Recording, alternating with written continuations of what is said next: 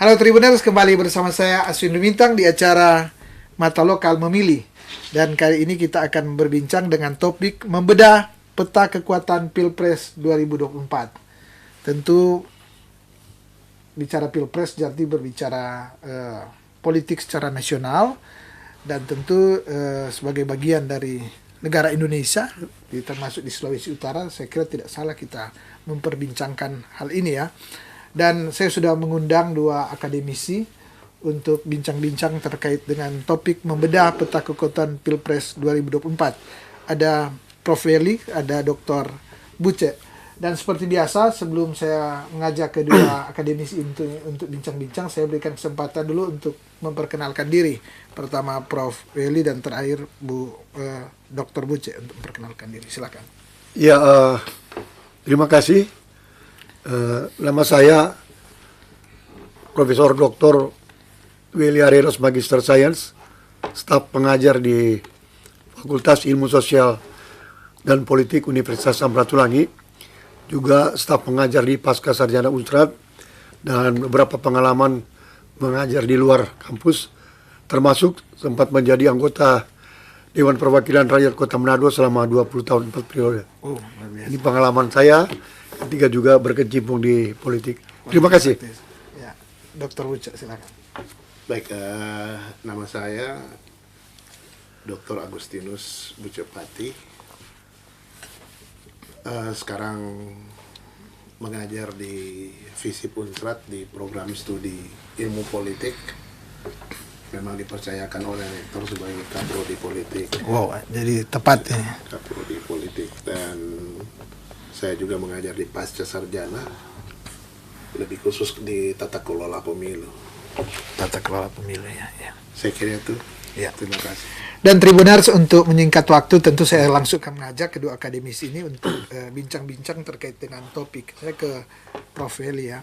Prof, ini menarik sekali. Ini udah masuk tahapan, Prof. Tahapan Pilpres sudah masuk tahapan ya. Sekarang ini adalah tiap partai bisa mengusung langsung seperti PDIP tentunya, dan bisa koalisi parpol, dan sudah ada calon yang bisa mendaftar langsung saat ini, misalnya Ganjar Pranowo, karena dia diusung oleh PDIP yang mempunyai golden ticket, tidak membutuhkan koalisi ya.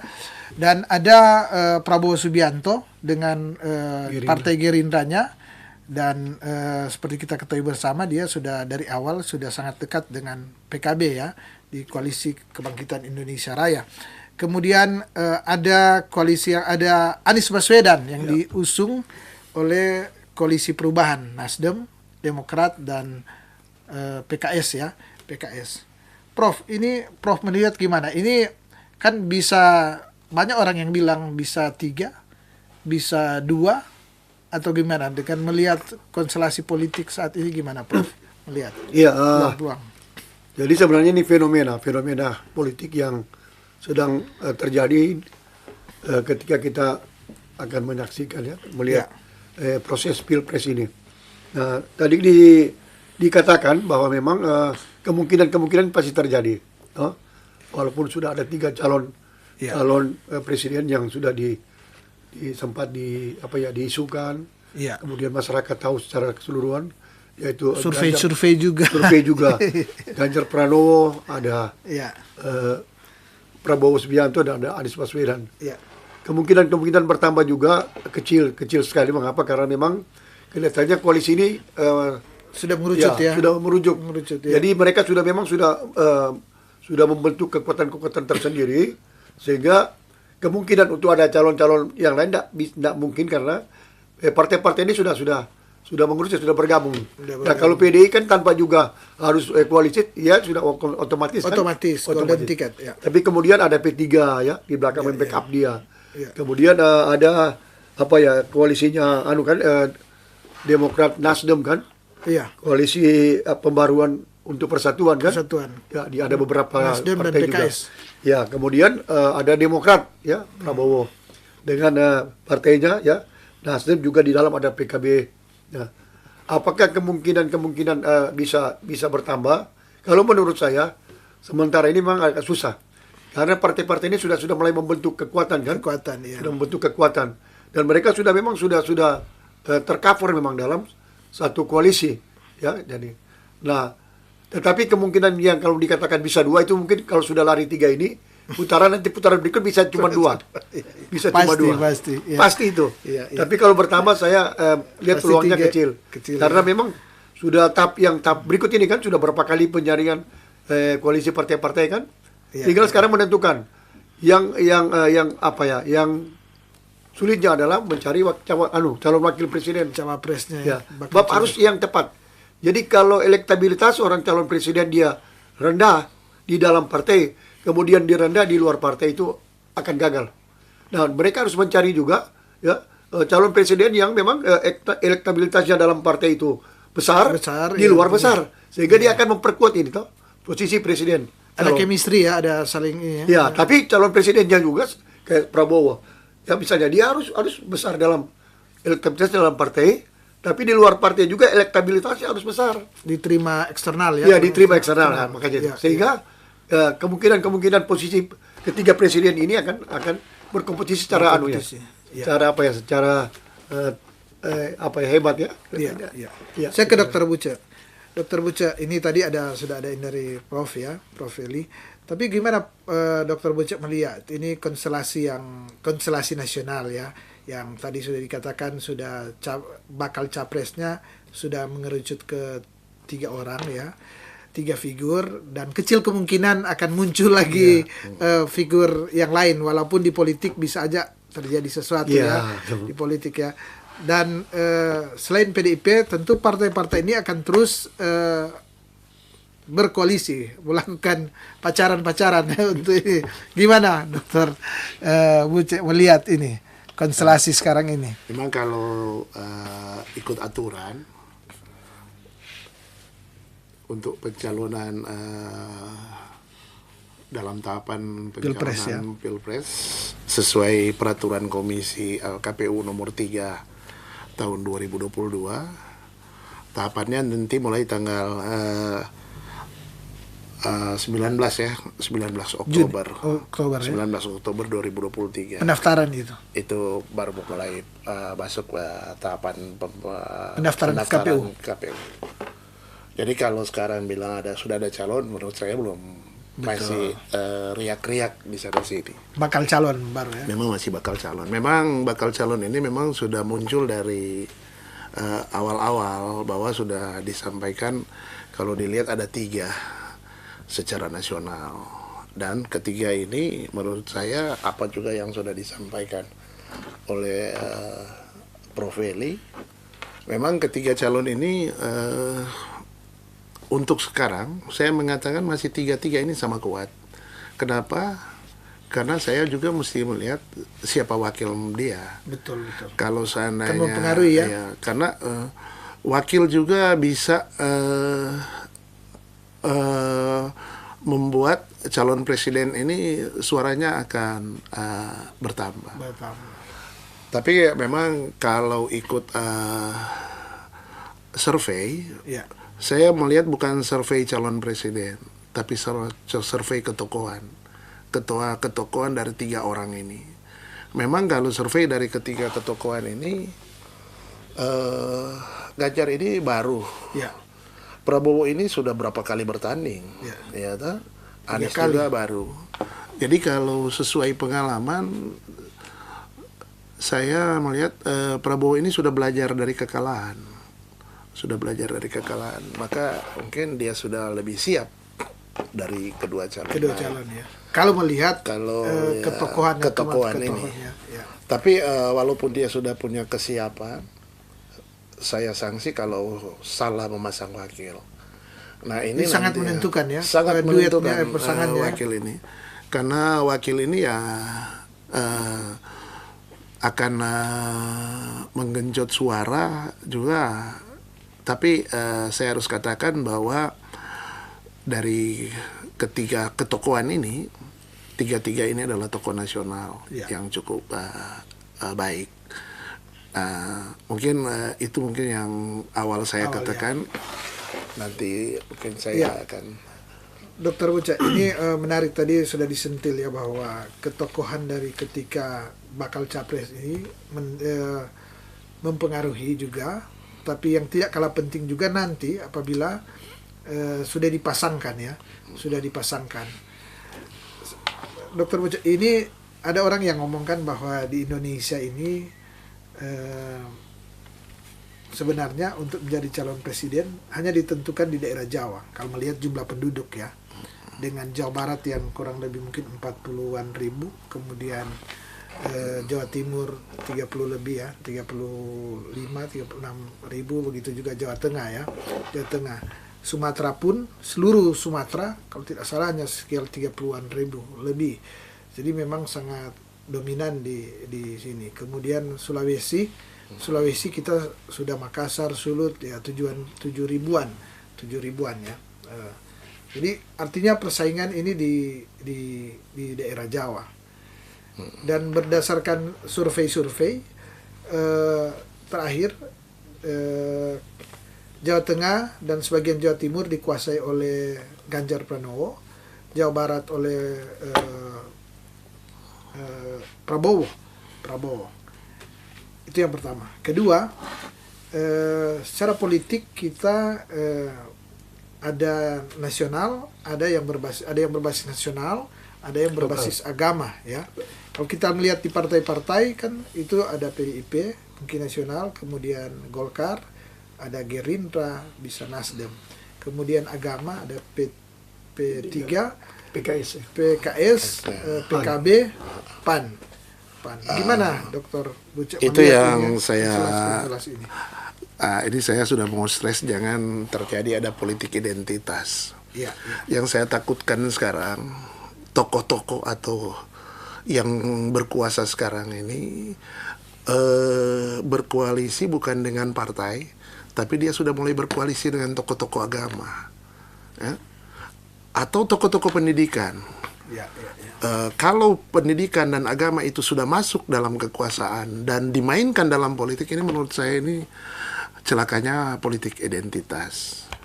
Maka agama akan ketakutan terhadap kekuasaan dan pendidikan juga takut dengan kekuasaan. Nah, kalau pendidikan dan agama ini sudah takut akan kekuasaan yang dikendalikan oleh tokoh-tokoh ini, penguasa, ini agak lain perbedaannya. Ya. Maka menurut saya kita bermainlah dalam jalur politik yang murni lah, ya toh. Jangan sebab kalau kita sudah lari ke politik identitas, ras itu sangat berpengaruh terhadap percaturan politik. Dalam pertarungan politik, dalam kekuatan-kekuatan politik, di dalam dinamika, dimensi konflik dan konsensus politik untuk mencapai sesuatu, inilah yang akan kita perhatikan. Tapi kalau seandainya kita masih bermain dalam koalisi partai, ini dan tadi sudah bilang ada mengatakan bahwa sangat menentukan daerah, pusat, saya kira tidak sebenarnya demikian. Seorang calon presiden itu harus punya kekuatan kedaerahan seperti yang di luar Jawa. Kenapa? Kita harus tahu persis bahwa dikala permainan politik sentral periperi, bukan pusat menentukan, tapi periperi juga sangat menentukan dalam politik itu. Bukan juga trickle down politik, tapi politik itu harus dimainkan bersama-sama. Bukan juga split over politik ya. Karena kalau kita harus tahu bahwa politik ini hanya, kalau sekarang siapa presiden pasti kita harus mengakui dia presiden. Seluruh masyarakat harus jangan dia melihat sentral periperi, cuma melihat pusatnya. Ya. Dan kita ini menjadi pinggiran, ya toh? Dan ini yang kita takutkan. Bab itu yang saya bilang tadi, kita jangan melihat ada partai politik yang punya koalisi dengan partai politik agama atau apa, tapi kita jangan melihat itu. Dan menurut saya, setelah kita bermain dalam kekuasaan dan kita bermain dalam politik agama, bermain dalam politik pendidikan. Yang saya takutkan, tokoh agama juga takut kepada penguasa, tokoh-tokoh pendidikan takut pada penguasa. Kita tidak bebas lagi sekarang. Kehilangan keseimbangan ya. Kehilangan keseimbangan. Ya. Politik identitas akan bermain. Mudah-mudahan pemilihan presiden berikut ini akan bermain cantik dalam persatuan politik.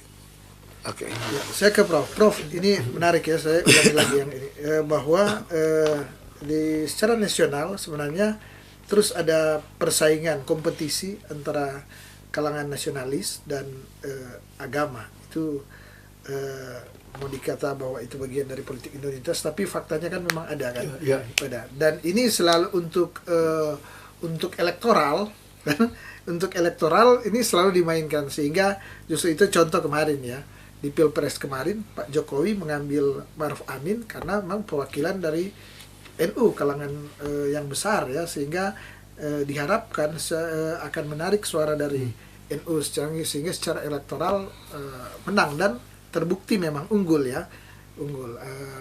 Kalau Prof melihat konstelasi ini, apakah simbol-simbol itu masih akan berlaku atau gimana ya? Betul. Memang kalau kita lihat memang situasi politik yang kemarin-kemarin itu dengan sekarang, kemungkinan kejadian-kejadian yang lalu itu bisa di sekarang ini juga jadi. Saya beri contoh. Sekarang kan untuk memasangkan Ganjar Pranowo gitu kan, Ya. yang diambil dari kepala masjid, ketua masjid Istiqlal. Kan? Isu-isunya begitu, wacana begitu. Dan Nasaruddin. memang kalau bicara tentang politik identitas, ya mau tidak mau orang memang tidak bisa membantai itu ada atau tidak ada. Ya. Karena memang dari mayoritas dukungan agama terbesar itu kan otomatis mereka punya keinginan kan untuk berkuasa menang. Iya. Tapi seharusnya tidak boleh ada seperti itu kan. Iya. Tapi memang sistem dan pola politik kita di Indonesia ini tidak sama dengan negara-negara develop, negara maju. Mereka kan cuma lihat figur aja orang aja kan. Dia walaupun orang kecil tapi kemampuannya hebat, kepedulian secara nasional itu baik. Artinya ide dan gagasan kalau di negara-negara besar tuh. Orang kadang-kadang tidak melihat gagasan. Iya. Ya, tapi melihat ada kepentingan yang harus dibawa. Sehingga gerbong politiknya itu selalu bertumpuk pada kekuatan-kekuatan agama. Ya. Nah, ini yang mau kita hindari. Sebab kalau misalnya yang seperti itu sampai kapanpun tidak ada calon-calon yang dari lain bisa menang kan? Iya. Selain itu. Nah, mungkin itu. Jadi masalah lalu itu juga kali ini bisa akan terjadi berulang lagi. ya. Kan berulang lagi. Kita lihat pertarungan 2014 Jokowi bersama Yusuf Kala. Iya, betul. Yusuf Kala Dari mewakili Partai Golkar. dari Partai Golkar, tapi mewakili juga Indonesia Timur dan juga waktu itu kalau tidak salah dia ketua Dewan Masjid juga kan. Ya, Dewan Masjid. sama dengan ketua Dewan.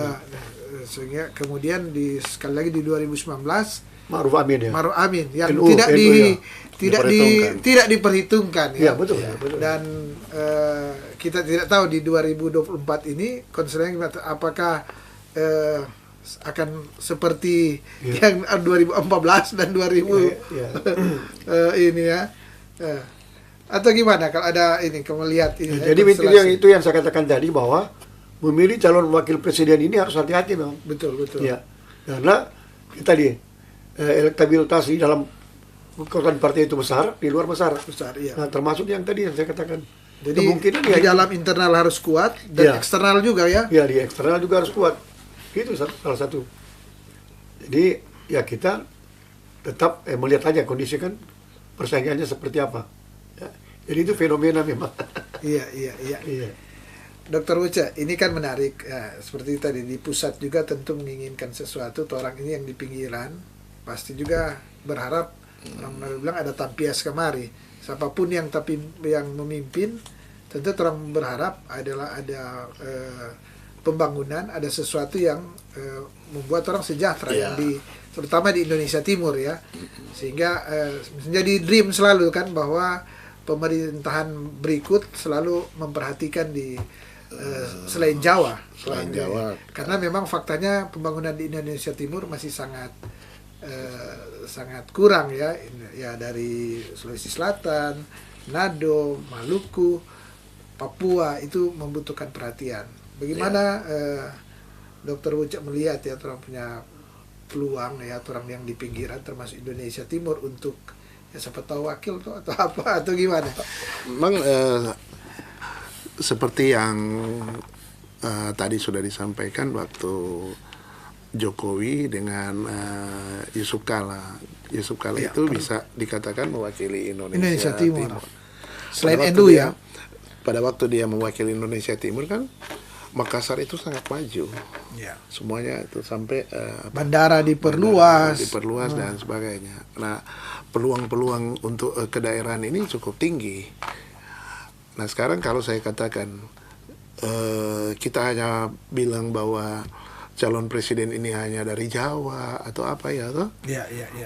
Dan mengatakan bahwa ada daerah sudah mau tertinggal, masih bukan tertinggal, masih ada ketinggalan. Ketinggalan, ya. Nah, kalau sekarang pembangunan mau tinggal landas, kok pusat sudah tinggal landas, daerahnya masih ada di landasan, bagaimana? Ya. Yang kita mau presiden yang jadi, ya toh, dia juga mau mengharapkan pada waktu mau tinggal landas, daerah juga sama-sama tinggal landas. Itu yang diharapkan. Mungkin. Artinya pembangunan yang berkeadilan. Ya. Berkeadilan. Dan ada pemerataan. Atau gimana Prof? Itu dia.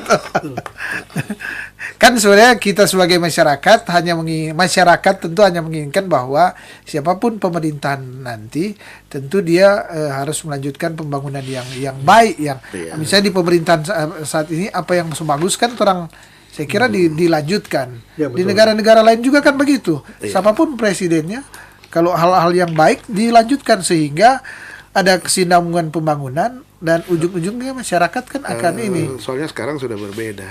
Tidak seperti dulu. Oh, lagi. gitu. Kalau dulu kan kita masih ada GBHN. GBHN, garis-garis besar haluan negara. Bukan, garis-garis besar daripada haluan negara. Daripada haluan negara, ya. Jadi anggota DPR MPR sudah memasang jangka waktu 25 tahun. 25 tahun. Program ada pelita 5 tahun. Ada pelita 5 tahun, ada jangka panjang 25 tahun. Iya. Sekarang sudah tidak lagi. Ya. Kampanye presiden itu sudah masuk ke RPJMD, RPJM pusat. Jadi perencanaan pembangunan pusat yang hanya 5 tahun. Hanya 5 tahun. Pas presiden berikut ini gugur dengan sendirinya, ya toh. Macilaka. Ini gugur dengan sendirinya. Dapat lagi kampanye baru yang masuk dalam program perencanaan dia. Yang masih bersyukur kalau program perencanaan presiden itu masuk dengan program perencanaan gubernur. Kalau tidak, John, bagaimana pusat dan daerah? Itu problem ya. Itu problem. Karena itu hasil dari kampanye. Karena masyarakat akan menuntut kampanye dia. Penyampaian politik dia. Ya toh? Janji-janji politik dia. Nah, janji politik dia akan masuk ke RPJM itu. Sudah bukan masuk lagi ke garis-garis besar daripada. Karena sekarang kan MPR sekarang kan ompong. Iya. MPR ini ada ada dua kekuatan di dalam, ada DPR dan DPD. Iya. Ya toh? Tapi DPR kewenangan DPR kan. DPR itu kekuasaannya sangat besar. Iya. DPD itu hanya memberikan masukan dan saran. Gitu.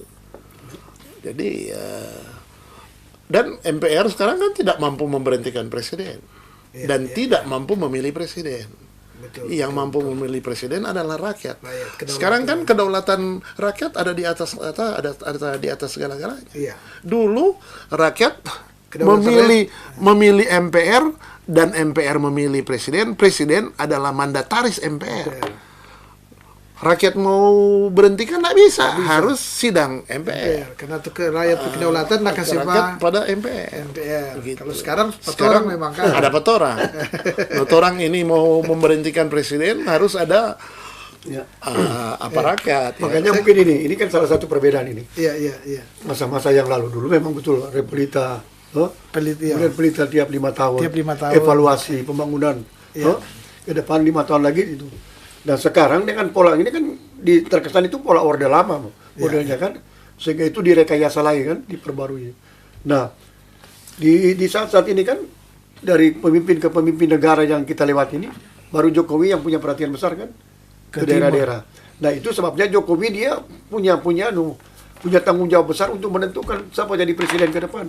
Keberlanjutan Apa yang dia pembangunan. sudah bikin ini ternyata termasuk di Manado kan Iya, sudah betul. baik. Jadi orang yang menggantikan Jokowi nanti orang yang betul-betul sama dengan dia, gayanya berani, toh, Iya. pengalamannya luar biasa. Kesinambungan pembangunan ya. Ya, jadi itu dia upayakan itu. Prof, Makanya- yang paling dapat aku ini IKN.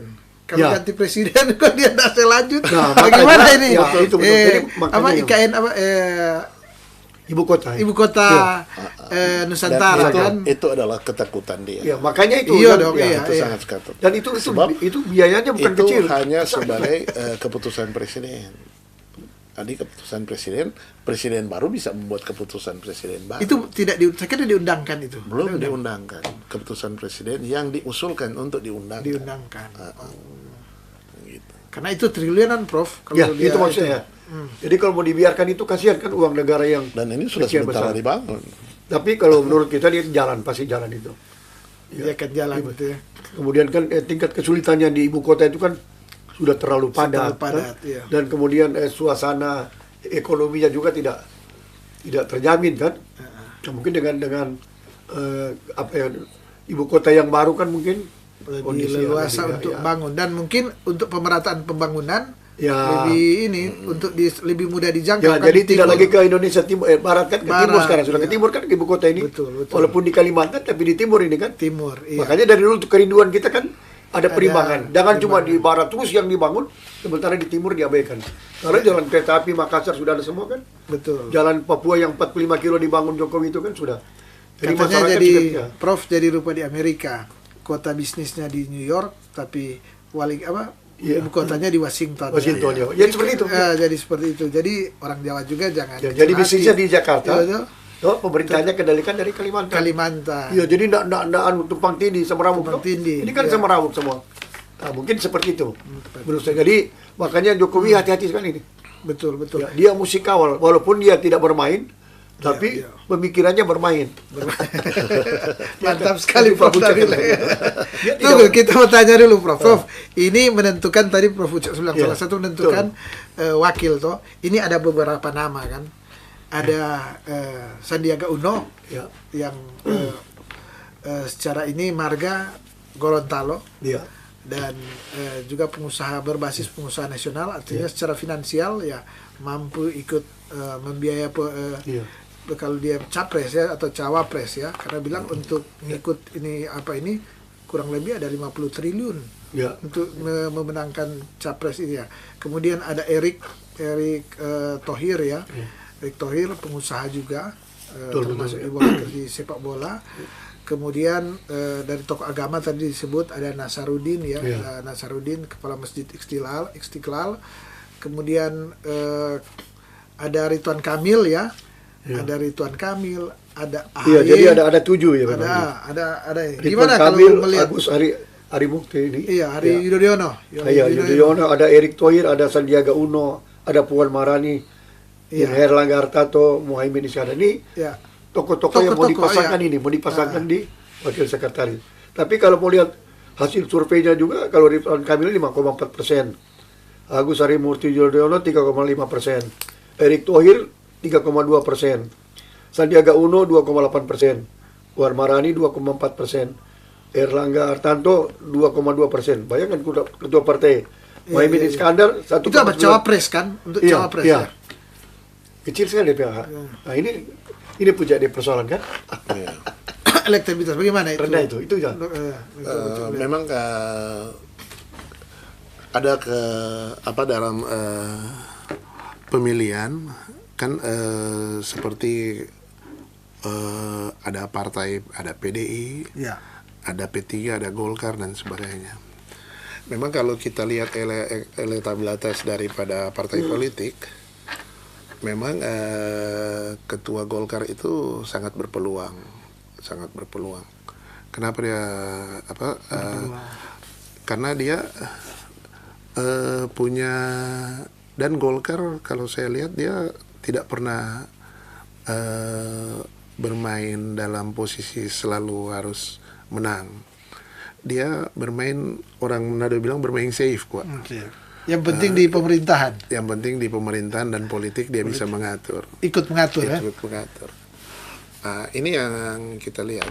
Nah, kalau seandainya koalisi besar ini mampu menyodorkan satu nama di luar koalisi, kita kira itu sangat bahaya. Karena koalisi besar ini kalau dia mampu mengeluarkan satu orang nama di luar anggota-anggota koalisi, itu yang jadi bukan dari partai A, partai B, partai C, tapi menelurkan nama yang bukan di luar koalisi. Kenapa? Saya lihat pendukung-pendukung Jokowi sudah mungkin mendukung Prabowo. Bukan masalah persoalan mendukung Prabowo. Persoalannya pada waktu Jokowi juga membuat satu koalisi, nama tidak ada dalam koalisi. Yang keluar adalah orang di luar koalisi, Ma'ruf Amin. Jadi menurut kita, yang saya itu masih berpikir bahwa itu yang saya katakan tadi, papan dua ini sangat menentukan. Ya. Kalau seandainya di koalisi itu harus bertarung memikirkan wakil, koalisi juga bisa pecah. Koalisi bisa pecah. Pecah kongsi. Jadi itu. Dan kalau dia di luar koalisi dan orangnya bisa kan memang selalu diambil yang di luar. Kalau kita lihat pola ya di luar emang.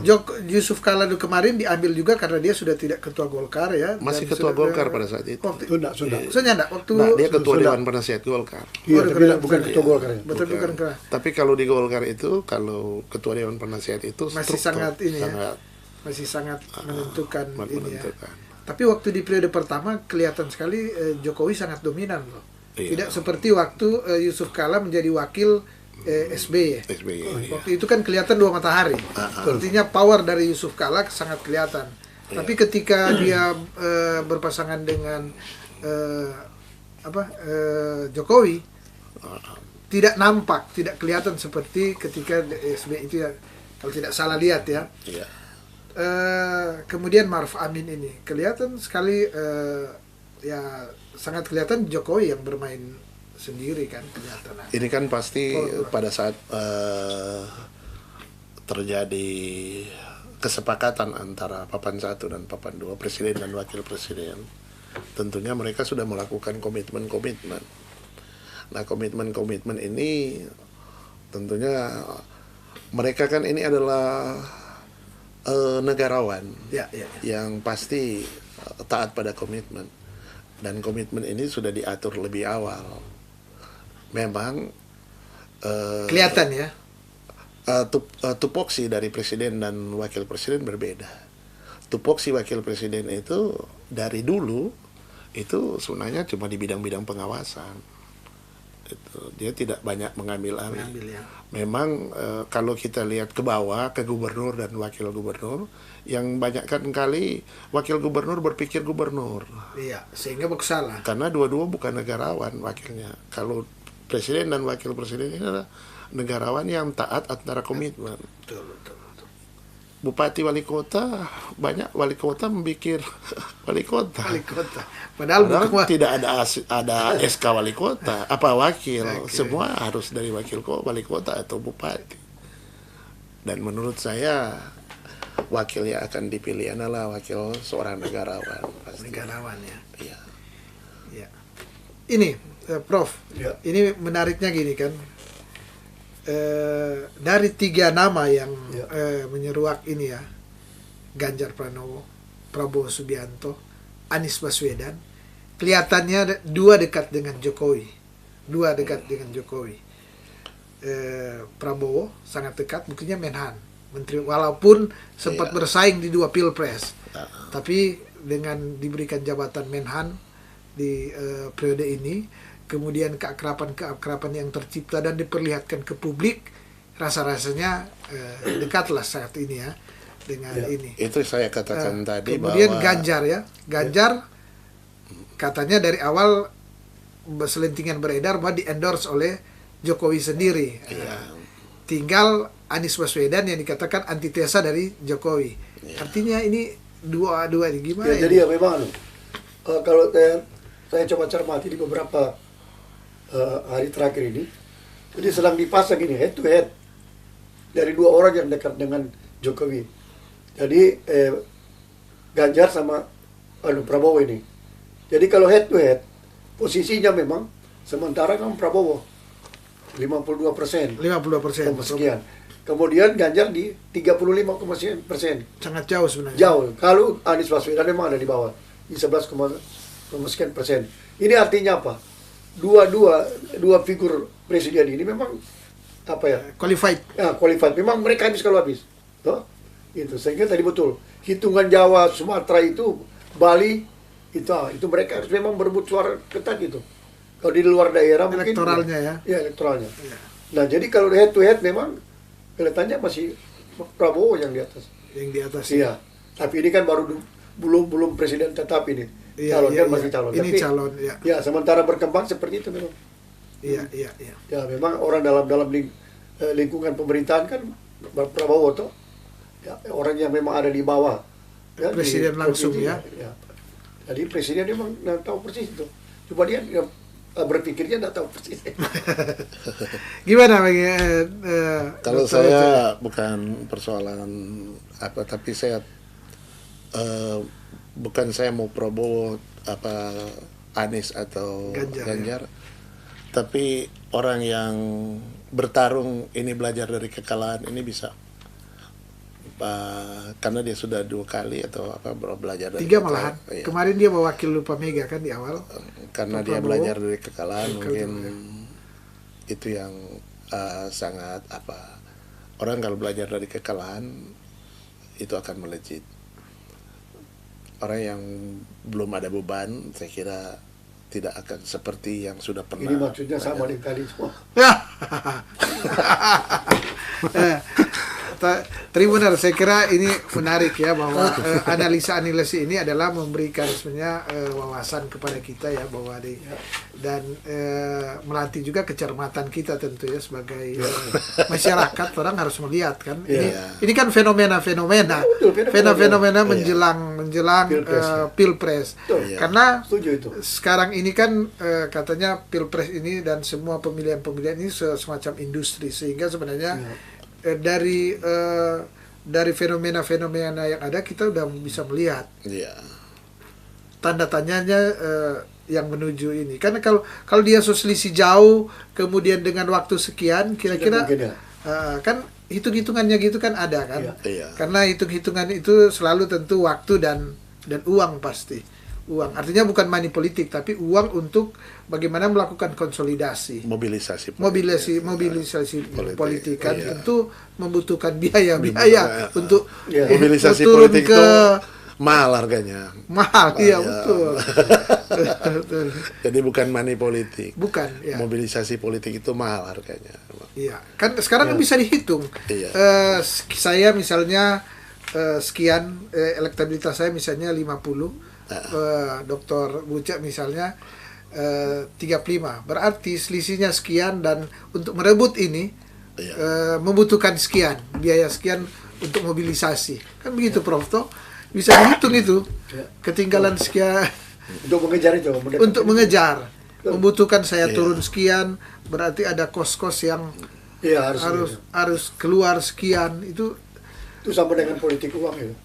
Sama dengan mirip dengan tapi kan mirip tapi kan dia politik uang itu kan pengertiannya ketika saya membayar, tapi ini adalah biaya-biaya misalnya saya turun ke daerah ini baru naik pesawat ke ini, kemudian ini kan membutuhkan dia keliling Indonesia dia membutuhkan biaya. Justru itu saya sentil tadi ada yang mengatakan bahwa untuk menjadi seorang capres dia membutuhkan kurang lebih 50 triliun. Saya tanya 50 triliun menang itu enggak? Udah beli seluruh Indonesia itu luar biasa. Tapi artinya percaya tidak percaya itu bahwa untuk menjadi seorang capres membutuhkan biaya yang besar di republik yang besar ini.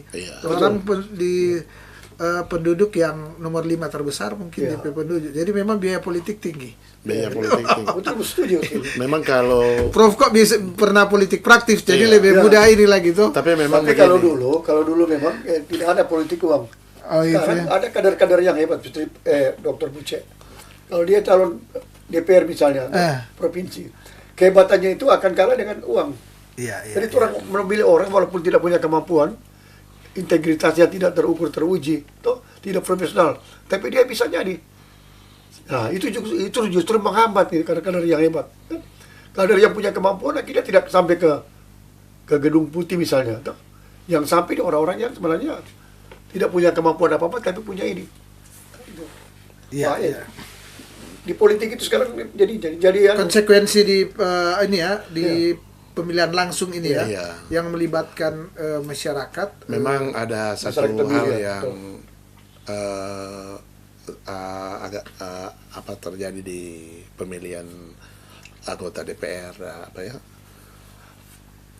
Memang kalau yang dulu itu para politisi ulung itu bisa masuk dalam menduduki anggota DPR.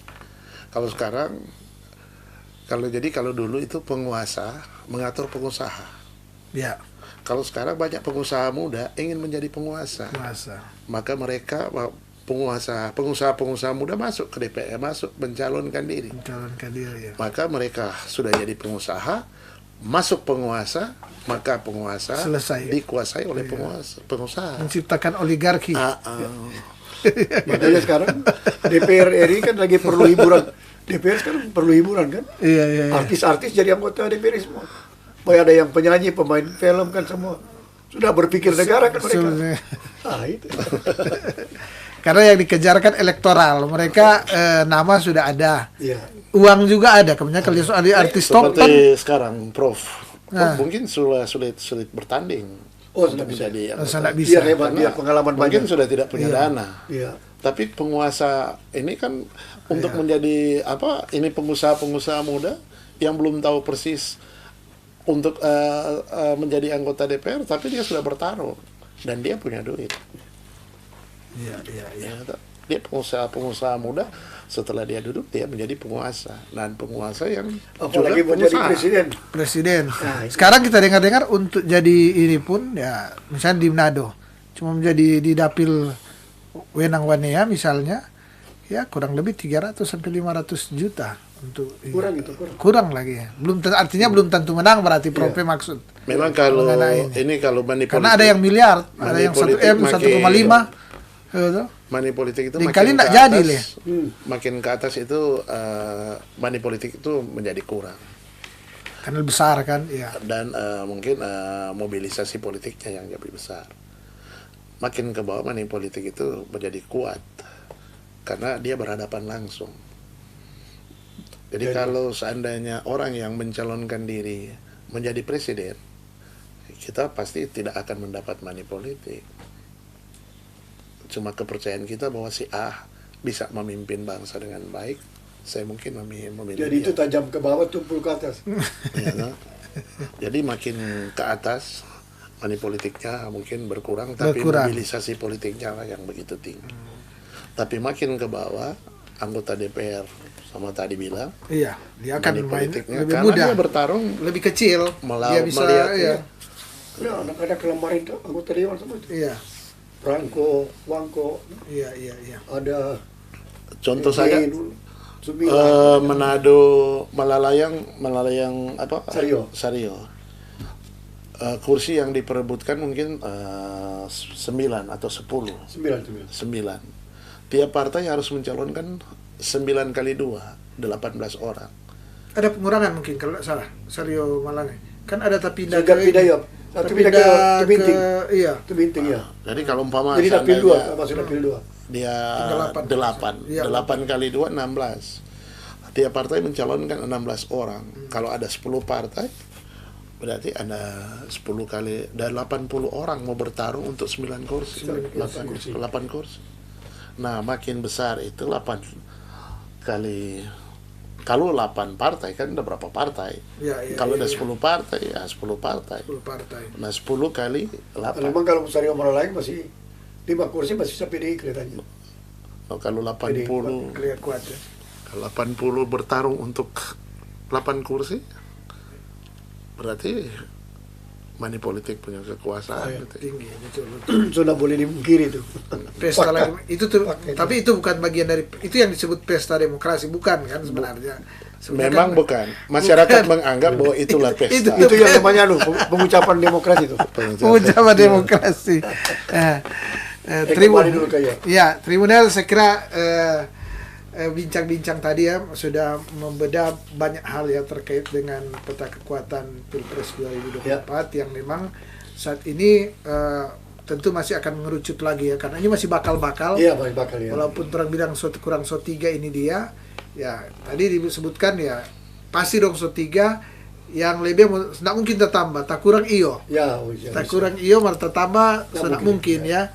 Dan tadi menentukan tadi dari Prof maupun Dr. Bucek sudah mengatakan bahwa menentukan juga cawapres ya. Ya. Menentukan juga cawapres, dan tentu kita berharap juga siapapun yang terpilih nanti dari ketiga calon ini ataupun tentu melanjutkan akan kesinambungan pemerintahan ya. Orang mesti bikin adab yang baik ya, bahwa siapapun presiden berikut dia harus melanjutkan apa yang baik Ya. dan stop apa yang jelek. Jelek, betul. Apa yang jelek, iya Setuju, toh? ya, setuju. Orang masyarakat juga harus mendorong pemerintah untuk melakukan kesinambungan pemerintahan supaya orang sejahtera toh, supaya orang sejahtera.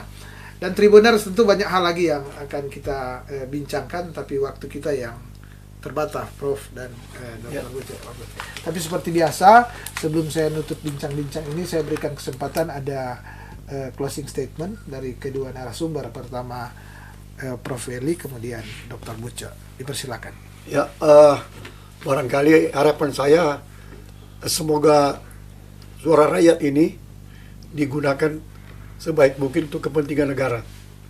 Karena kita memilih pemimpin 5 tahun ke depan, kalau kita menggunakan hak pilih kita dengan baik, kita akan mendapatkan pemimpin yang baik.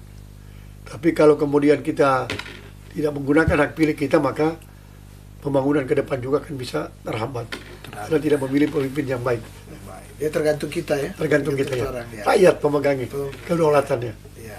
Dr. Bucek silakan. Terima kasih. Apa yang kita akan pilih sebentar diharapkan seorang pemimpin yang negarawan, dan perlu diketahui bahwa jangan menyia-nyiakan hak suara kita, karena suara kita adalah kita sendiri akan menentukan bangsa. Jadi kalau kita tidak memilih berarti kita tidak menentukan bangsa kita di masa depan. Pergunakanlah suara kita dengan baik, karena dengan mempergunakan suara hanya 1 menit saja kita menentukan 5 tahun ke depan negara kita mau jadi apa. Dan perlu diketahui, sampaikanlah kepada teman-teman untuk mempergunakan suara mereka dengan baik untuk memilih pemimpin yang negarawan. Ya. Dan Tribuners, tentunya saya Sinlu Mintang dari Tribun Bakudapa mengucapkan terima kasih ya. Terima kasih kepada Profesor Dr. Weli William Areros MSI yang merupakan guru besar di Fisip Unsrat ya, yang sudah menerima undangan kami untuk bincang-bincang di sini. Dan saya juga mengucapkan terima kasih kepada Dr. Agustinus Bucek Pati, pakar politik dan juga akademisi di Fisip Unsrat yang sudah menerima undangan kami untuk bincang-bincang di Tribun Bakudapa ini. Dan saya juga mengucapkan terima kasih kepada para Tribuners yang sampai saat ini setia menyaksikan akan acara ini. Dan sekali lagi acara ini adalah membedah peta kekuatan Pilpres 2024, dan tentu banyak hal yang sudah kita perbincangkan tadi ya, sudah kita perbincangkan banyak hal, dan biarlah ini menjadi wawasan ya, menjadi informasi bagi para Tribuners untuk ikut berpartisipasi di Pilpres, pemilihan presiden maupun Pilcaleg yang akan berlangsung pada 14 Februari 2024 nanti. Sekali lagi saya ucapkan terima kasih, dan terima kasih juga ya kepada semua, dan kita akan bertemu lagi pada lain waktu, lain kesempatan, tentunya dengan tema perbincangan yang berbeda.